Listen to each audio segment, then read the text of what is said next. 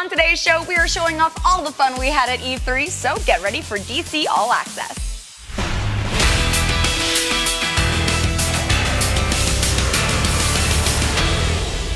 Hey guys, I'm Whitney Moore, and it's time for another DC Nation where we get a preview of the most important comics of this week straight from the publisher's desk.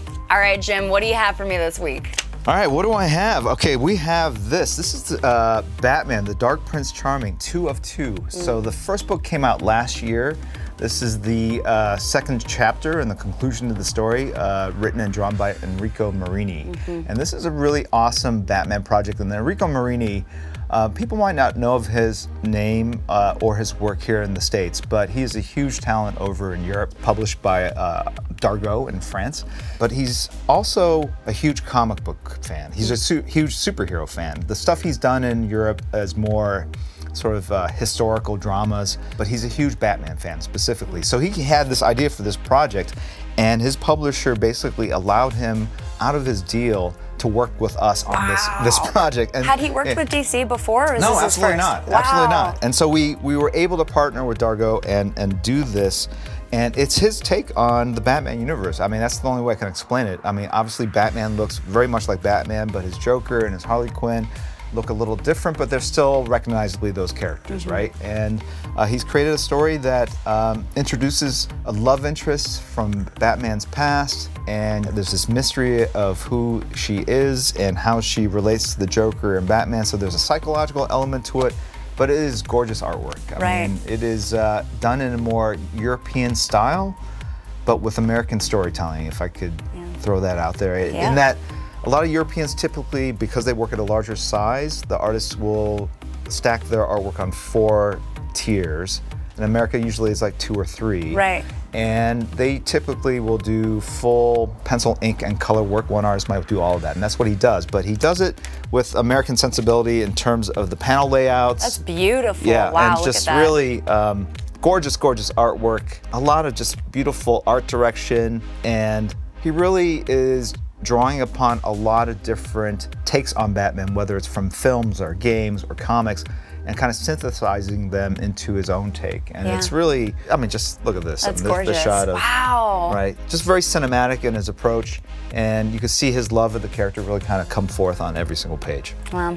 And hopefully he'll do more. I mean, that's the thing. It's like this we have this amazing 2-part story that he's done, but you know, we've talked to him about possibly doing more. So hopefully that will happen. I'll definitely be picking that up. So we also have some Justice League coming out this week. Yes, we do. So we have Justice League. So this just debuted to rave reviews.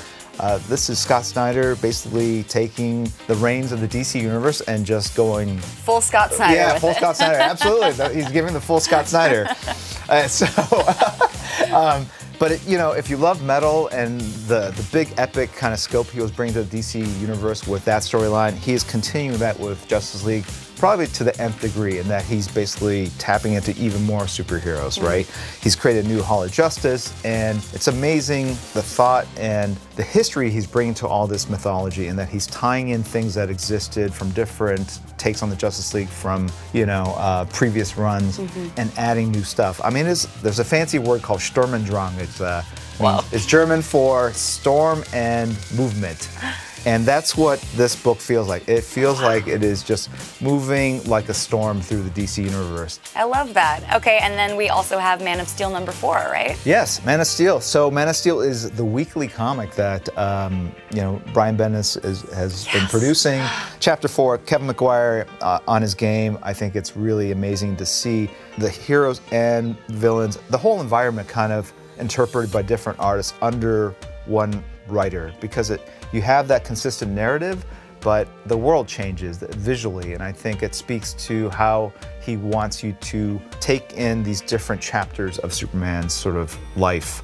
And you know, he's basically setting the stage for his take on Superman, and he is not one to shy away from making big, bold changes and adding a backstory to the destruction of Krypton and Superman's origin that did not exist before. And it's really, really interesting because it speaks to the Kryptonians being a plague on the universe. And I think that can be said about any society or any civilization or any hero, that there's always going to be people that see them as these great heroes, but others that will see them as great villains, or that there might be planets that bring about all these advances, but maybe in the wake of those advances, they bring about horrible, calamities or tragedies.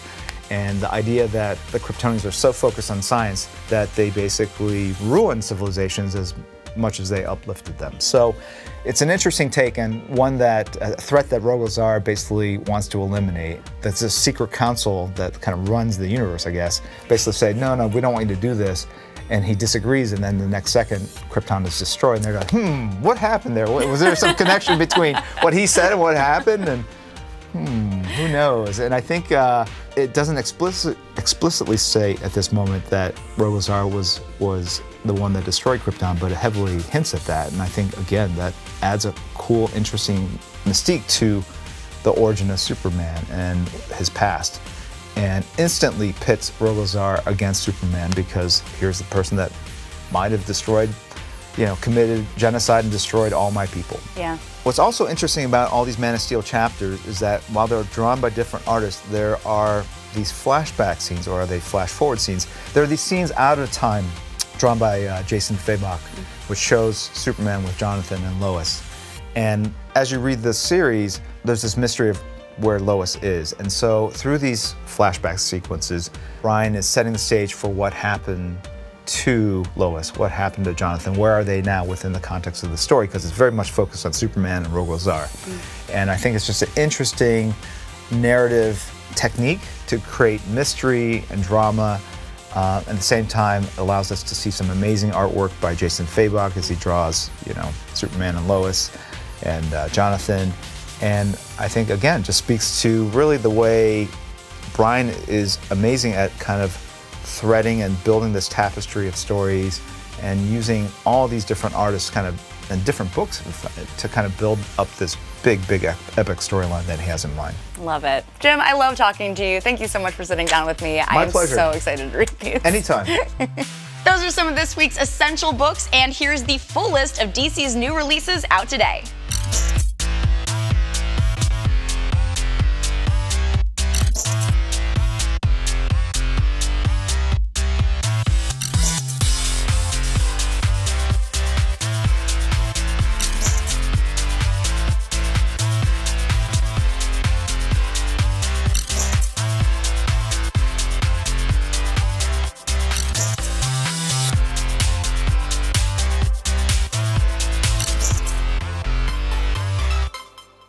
Here's all the latest news from the rest of the DCU. Dark Knight's Metal is getting a new trade installment this week called Dark Knight's Rising. Grab your copy to discover the origins of the most devastatingly evil comic book creations in recent memory. And finally, June is a blockbuster month for DC Collectibles with the launch of the highly anticipated DC Artists Alley line. The statues of Chris Uminga's take on the Trinity are the first to land in stores, so hit up your local comic book retailer this month. That's the news for now, but we will be right back after a quick panel of the week. Hey guys, I'm Echo Kellum. I'm here at E3 and I am ready to go hands-on with the new LEGO game, DC SuperVillains.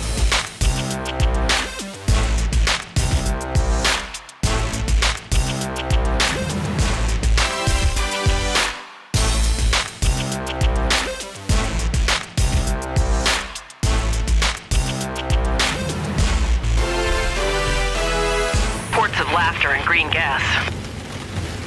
Sounds like a certain someone. I'm already en route to Stryker's Island with our special suspect. Call in Detective Bullock. He can look into the break-in. Sure thing, boss. Enjoy Metropolis. Jeez, it's always sunny in Metropolis. Talk about your right side of the tracks. But even this place isn't without its problems.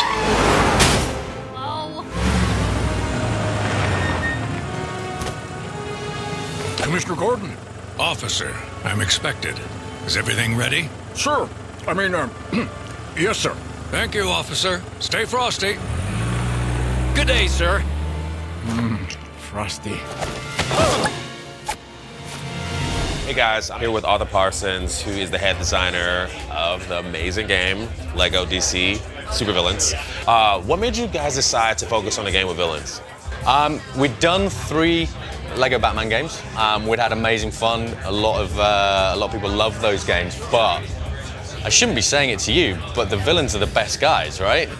The villains are super cool, and we just want to do a game about villains. Yeah. Bad guys doing bad stuff, because Yeah. it's good to be bad. Yeah, no, I agree with that. I'm pro good in real life, but in video game, fake life, I'm all for villains. I'm all for the bad guys. So, Excellent. Who are some of your favorite villains in the game? Obviously the Legion of Doom, that's super cool. Yeah. But I like obscure characters. I like characters that are kind of like, they're like the peripheral characters. So I like characters like Lobo. I like the ventriloquist, who's really obscure. Yeah. So we've got a roster of like, there's over 150 characters. 150. Wow. Yeah, Wow. yeah. And then we're going to add some more in with some DLC content as well. Can you talk a little bit more about some of that DLC content coming out? Like, Yeah, what type of characters are you guys going to be adding? We're going to have some level content, some character packs. Okay, cool. It's going to be a bit villainous, but maybe a bit heroic as well. Okay. And I think the only thing we have said is that there is, I think for the pre-order, we've revealed that there's a couple of Titans characters that you get early access to, but there's some other super cool stuff. Really? Okay. So we're going to have to stay tuned tuned for in more, and find yeah. out all that stuff. Awesome. What makes a good superhero villain design in your perspective? Fun. I think it's one of those things. The Lego games are known for being fun, but when we have like a focus on the villains trying to kind of work together to do good is where things get really funny, because they can't. You know, Joker cannot work with anyone, not even Harley. So when they're trying to pull together to do something good, it all falls apart, and it's hilarious. And the other thing we've got is the Justice League are pretty straight-laced. You know, Batman's all serious, Superman's all kind of like, you know, Boy Scout, and so in our story, the Justice League vanish, and they're replaced by the Justice Syndicate, which is the three bad guys. Like the doppelganger versions of them, right? Owlman and Ultraman and Johnny Quick and Grid and a few other characters. But those guys are super bad. So Yeah, exactly. But Owlman's never been in a game before, to the best of my knowledge. Definitely not in a Lego DC game. But those guys are super bad, right? But they pretend to be good guys. Right. So the Legion of Doom and all of our villains are like, whoa, hold on, there's something going wrong here. Yeah. And then it goes off. And then there's a point in the story where this guy, Darkseid, rocks up with all the bad stuff from Apocalypse. Granny Goodness, the Furies, you know, Dex-starr, Steppenwolf, Parademons. Yeah, it goes off big time. And so it's, you know, it's a great story, but it's all about villains doing villain things. Yeah. And it's fun. It's just so much fun. You guys put a lot into the story in this game, right? Yeah. We kind of co-wrote it with our colleagues at DC. We've got a great relationship with those guys. We've Lego Batman 1 was 2008, so we've been working with them for like 12 years. You know, it's great being part of the family. And yeah, the story's cool because it's kind of like it references loads of comics, it references like little touches on movies and TV shows, and it's fun, really funny. Nice. Does Dex-starr make an appearance? Yes. Yes. Yeah, Red Lantern cat with the ring on the tail. Yeah. No, that's awesome. That's awesome. Can you talk a little bit about the character creator feature in the game? Yeah. So yeah, this is the first Lego game to focus on villains. But as well, it's the first Lego game to allow the player, when they start their journey, to just create their character. And that character goes straight into the story, alongside, you know, Lex and, you know, Grundy and everyone else. And all the way through the story, you can power that character up with new abilities. And they actually go from being the rookie new kid on the block to being probably the most powerful and the most important villain in the game. So the character you create plays a huge part in the story. Yeah. It's not just some like cosmetic thing. It's got meaningful sort of purpose in the game, and I think people are going to be so excited to be able to do that. And you could, I don't know what character you picked, but I saw a guy earlier made one that it was like pink hair and like purple wings and like these crazy pants, but then like kind of like almost like a see-through top. And it was like, I don't know what's going on in your mind, but if that's what you want to make, I'm all in. Like, so yeah, it's going to be great watching people create stuff, assign all the different powers. You can even change voices, so you can have like a high-pitched, low-pitched, male, female, robot. It's great. So the character creator is very deep. Yeah, there's the team back in the UK have put a lot of time into that. I haven't worked out how many like variations there are, but it's got to be in trillions. There's so many different options. Yes, so many. The character I created was so amazing. She had like the Flash abilities, but like this awesome mohawk and like flames. It was very cool, very cool. That's great. In the trailer, there was kind of a hint of the Batman versus Superman action going on like that. Is there any Easter eggs you can share with us, or any info about that you can share with us? It's something we pride ourselves on. Like, we love our comics just as much as anyone else. There are Easter eggs and touches on everything. I don't know if you noticed, but like the little character on the left that lets you know there's a hint when there's something new. Yeah. It's Johnny DC. Yeah. But there's little touches everywhere. There's little references everywhere. I won't spoil it, because the best thing about Easter eggs is when people find them. Yeah. And what we also love is when people make videos when they play the game. It's like, here's like the best 20 hidden Easter eggs in LEGO DC SuperVillains. So yeah, the great thing is there's little touches everywhere. That's cool. When is the game coming out? The game's out October the 16th for PS4, Switch, Xbox One, PC. Everyone can get their hands on it. You can pre-order it now. If you pre-order now, you can pre-order the deluxe edition. You get early access to the season pass.